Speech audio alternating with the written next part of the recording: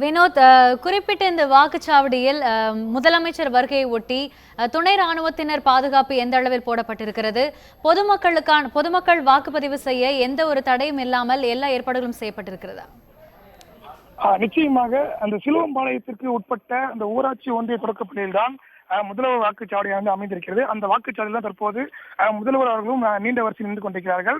பொதுமக்களுக்கு எந்தவித இடையூறும் இல்லாமல் வாக்களிப்பதற்கான ஏற்பாடுகள் செய்யப்பட்டிருக்கிறது. காலை முதலே இங்க இருக்கக்கூடிய காவல்துறை அதிகாரிகள் மற்றும் துணை ராணுவப்படை வீரர்கள் ஒருவரின் பின் ஒருவராக தான் உள்ளே அனுமதிக்கப்படுகிறார்கள். தற்போது கூட முதலமைச்சர் வருவதை அறிந்த துணை ராணுவப்படையினர் பொதுமக்கள் நீண்ட வரிசை நிற்பதைக் கண்டு அங்கேதான் முதலமைச்சர் இருந்தார்கள். இருந்த போதும் கூடுதலாக துணை ராணுவப்படை வீரர்கள் இங்க பாதுகாப்பில் ஈடுபட்டு வருகிறார்கள்.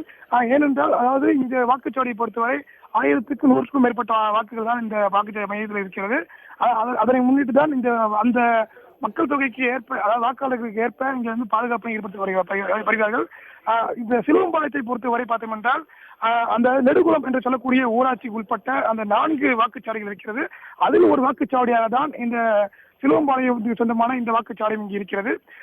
அதாவது இந்த வாக்குச்சாவடி அமைந்திருக்கக்கூடிய இந்த பகுதியில நேற்றைய தினமே முதல்வர் வாக்களிப்பு வருவதாக தகவல் வெளியானது.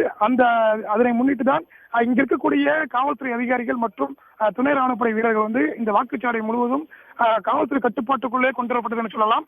அதே போல துணை ராணுவப்படை வீரர்களும் இங்க பாதுகாப்பு ஏற்பட்டிருக்கிறார்கள். இந்த நிலையில் அந்த வரிசையாக வரக்கூடிய பொதுமக்களுடைய வரிசையில் நின்றுதான் தற்போது அவர் வாக்களிப்பை காத்துக் கொண்டிருக்கிறார்.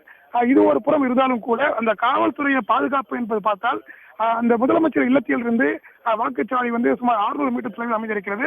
அவர் வருகைக்குரிய அந்த பக்கத்தில் போலீசார் குவிக்கப்பட்டு தொடர்ந்து பாதுகாப்பு ஈடுபட்டு வந்தார்கள்.